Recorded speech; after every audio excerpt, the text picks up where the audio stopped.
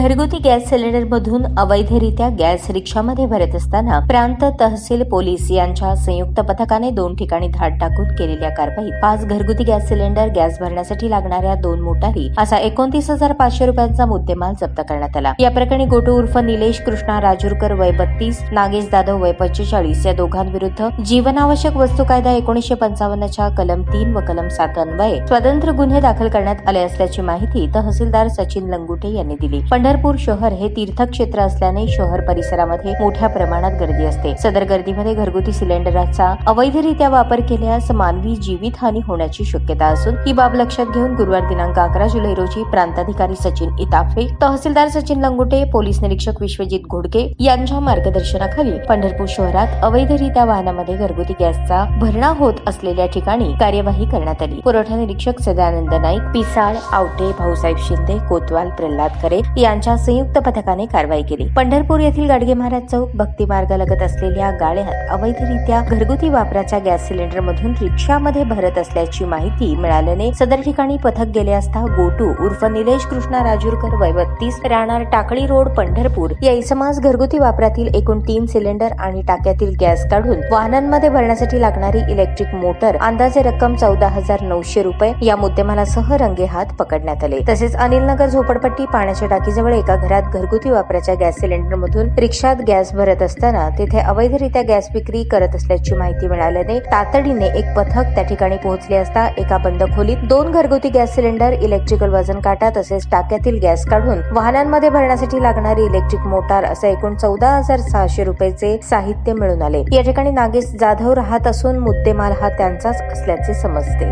दोन्ही ठिकाणी सविस्तर वेगवेगळे पंचनामे तयार केले आहेत। त्यानुसार गोटू उर्फ निलेश कृष्णा राजूरकर वय 32, नागेश जाधव वय 45 या दोघांविरुद्ध जीवनावश्यक वस्तू कायदा 1955च्या कलम 3 व कलम 7 अन्वये स्वतंत्र गुन्हे दाखल करण्यात आले आहेत। तसेच मंदिर परिसरात हॉटेल विक्रेते यांना घरगुती गॅसचा वापर न करता व्यावसायिक गॅस सिलेंडरचा वापर करण्याचे प्रशासनामार्फत आवाहन करण्यात आले आहे। ताज्या बातम्या पाहण्यासाठी प्राईम महाराष्ट्र न्यूज चॅनलला सबस्क्राईब करा।